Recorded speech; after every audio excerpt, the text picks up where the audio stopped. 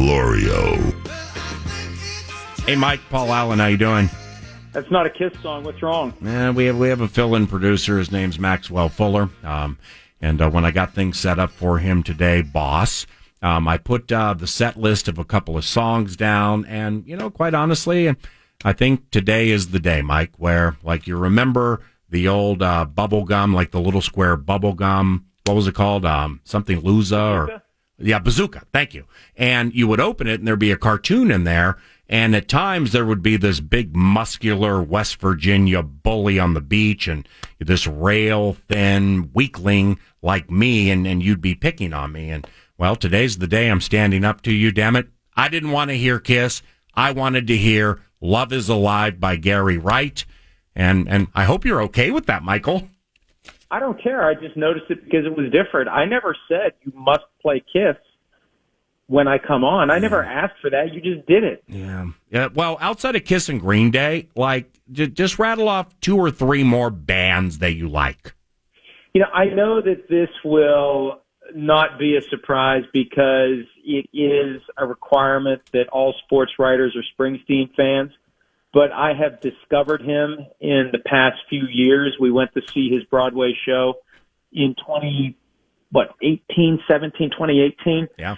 And I just, there's decades of just brilliance that I had just never paid attention to before. So I listened to a lot of Springsteen. He did a kind of a country western album last year called Western Stars that when I sit out on the patio at night, every night, I play. It's brilliant. It is just simple and it's easy and it's just brilliant. And I'll listen to some Rolling Stones from time to time. I don't know anything about any of the modern acts. Isn't that how it goes? Don't you get to an age where you don't pay attention to anything other than the stuff that you've known all your life? That there's so much music out there that you've known all your life. Correct. You just keep listening to that over and over again. Yeah, but that's a different conversation, in my opinion, because I at age 54, you in your 50s, man. I ain't trying to sit here and be like, hey, get off my lawn. But there are the way music was constructed from a true band standpoint. And the way it was constructed, subsequently the ensemble delivered it, put it together, and then the live performance, it's just so dramatically different than what is popular today. I will take then and the A to Z process 10 out of 10 times over anything today. One of the best and most creative movies I've seen in a long time is Blinded by the Light, based on a true story. Have you seen it? No, I haven't, but it's unbelievable you said that because you mentioned Bruce Springsteen, and I was going to be like the Manfred Mann and the Earth Band, Blinded by the Light. If you Google it, you YouTube it from Midnight Special, a show I used to watch when I lived in Washington, D.C. I'm sure you're familiar with it, Wolfman Jack, though. It's like a 7.5-minute song written by Bruce Springsteen, but Manfred Mann and the Earth Band deliver it via this YouTube, Google, Blinded by the Light Midnight Special. I know you would love it, man, if you haven't seen it. I used to love the Manfred Mann version of Blinded by the Light. I had no idea that it was written by Bruce Springsteen until the past couple of years. But the movie Blinded by the Light, based upon a Pakistani youth in England who is transformed by the lyrics and by the music, and it dramatically influences his life as a teenager. And, a song like Thunder Road, like if I had been aware of that and listened to that and as affected by that at 17 or 18 as I am now, discovering it in my 50s. Yeah. I was telling somebody about this not that long ago that I don't know what I would have done with my life if that type of influence was in there, in my head rattling around at age 18. So, it really is art. It's a rare gift that he has, and his autobiography, which takes about 3 months to read, but his autobiography is just very fascinating, very moving. I mean, he willed this career of his into existence. He didn't have the talent, but he got the most out of everything that he had, and the talent that he had was just the brilliance of the songwriting and the lyrics, and he's still doing it. That's the thing. The folks that have been doing it for 40 years, some of them are still doing it, and that's why I highly recommend listening to Western Stars. There's two versions of it. There's the studio version, and like a live version that was a film version. They're both excellent.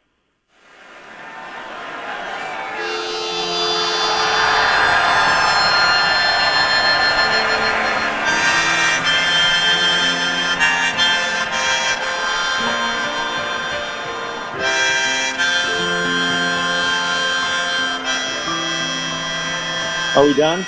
No, it's the live version. I thought you were playing me off. No, is it taking too long? Oh, look at that. Listen to that. Holy cow. Listen to the crowd.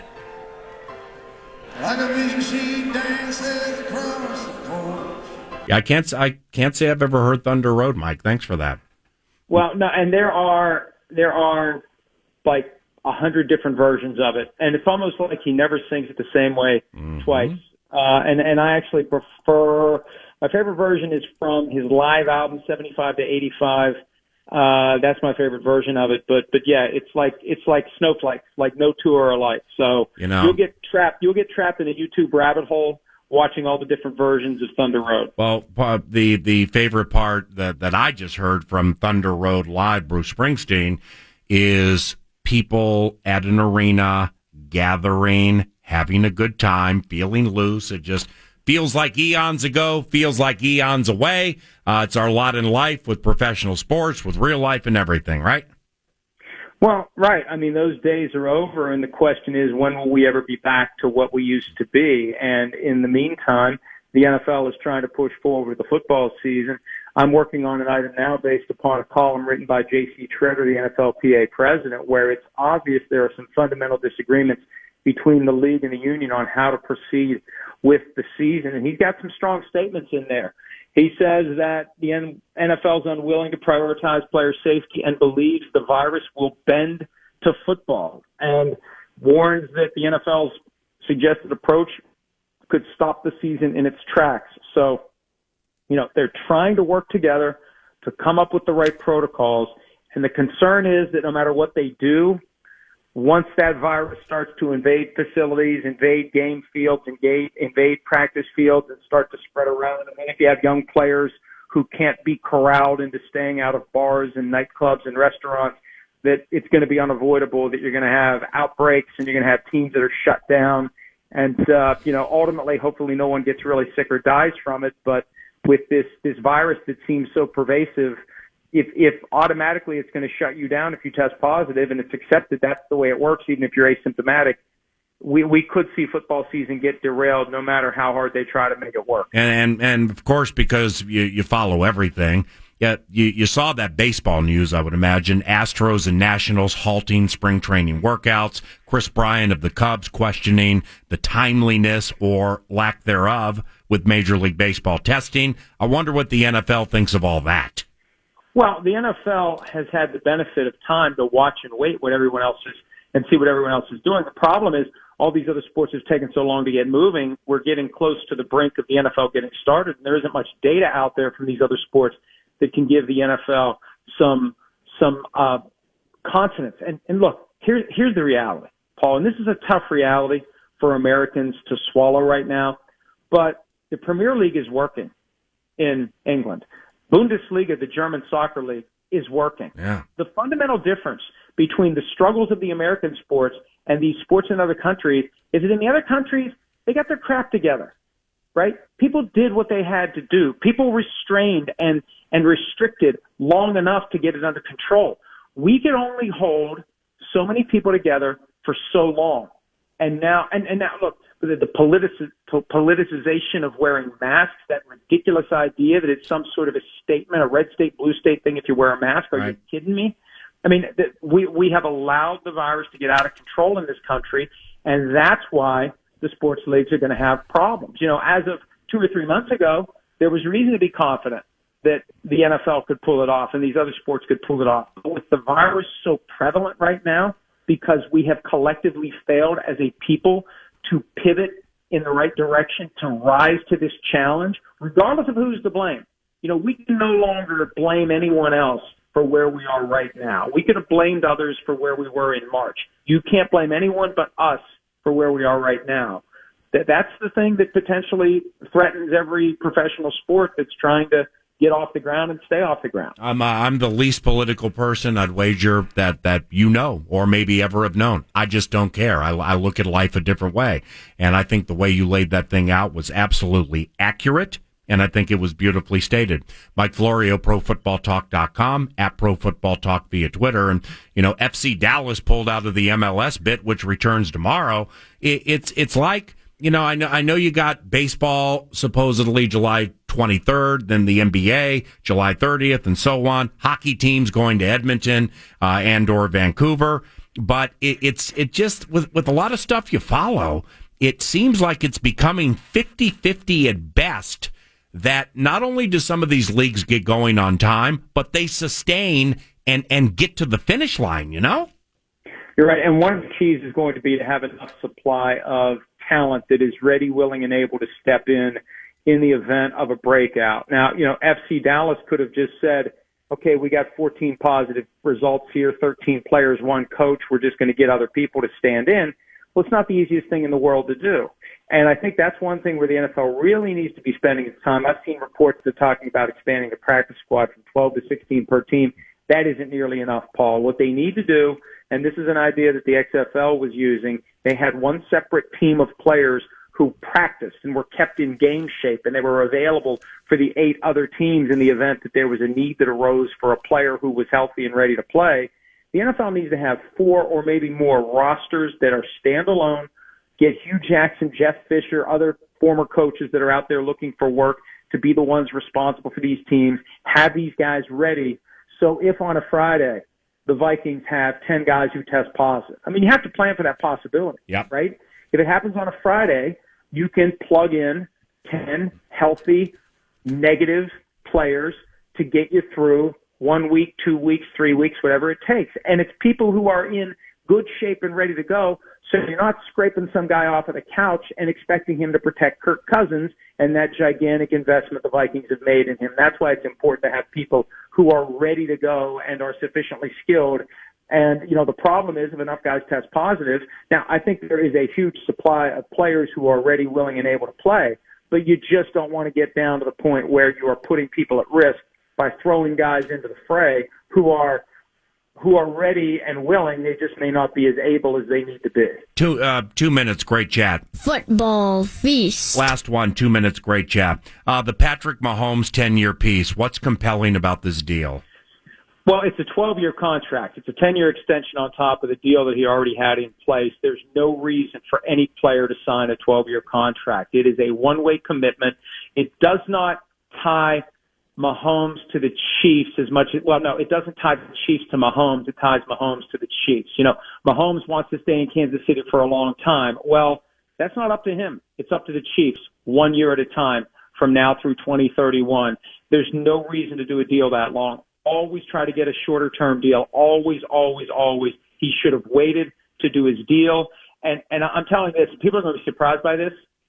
Dak Prescott, I firmly believe, would not sign the Patrick Mahomes deal right now. Wow. He would not commit to 12 years. You get to $45 million a year in new money, but Paul, who knows where the market's going to be in 5 or 6 years? Who knows where the salary cap's going to be? There's going to be a huge influx of gambling money that's going to change everything. These states, once we get through the pandemic, the quickest way to get your budget back on track is to embrace legalized wagering on sports. Both that and marijuana will be the 2 big things that just sweep the country. I'm telling you, once we get through the pandemic, it's going to be the quickest way to make back all the money that states are losing from their tax base during the pandemic. And a lot of that gambling money is going to end up in the pockets of NFL owners and drive up the salary cap. And, at some point, Patrick Mahomes is going to regret doing this deal. And I'm saying that because I believe he's the best player in football and potentially over time will be remembered as one of the best of all time, if not the best.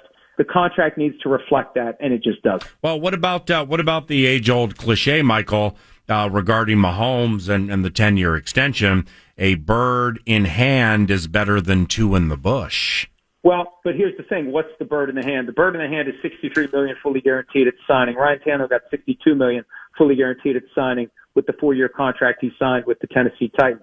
Ryan Tannehill is going to make more over the next 4 years in cash flow than Patrick Mahomes will make over the next 4 years in cash flow. See, once we get to the later years, 5, 6, 7, 8, 9, 10, 11, 12, every year the Chiefs have to make the affirmative decision to continue the relationship. And as long as he's playing at a high level, they will.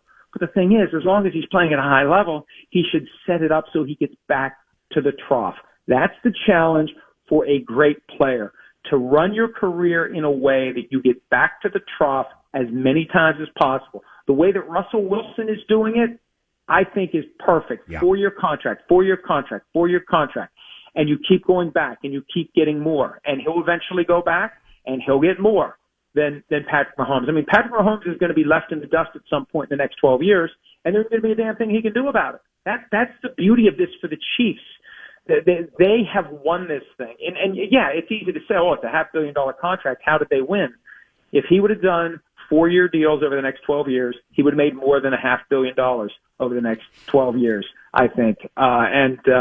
If the bird in the hand is not nearly enough, given the structure of this contract and given the fact that he's tying himself to the team for 12 years. Elite chat, very learned commentary. Have a good week. Paul, can I tell you one thing? Of course. You're not a beauty, but hey, you're all right. I pray, yeah. And thank you very much, Baltimore Jack. I'll call you soon. Mike Florio, ProFootballTalk.com. Got a wife and kids with Baltimore Jack. Maxwell Fuller production, first hour done. It's Paul Allen, Techie in studio around the corner. Talker Tuesday.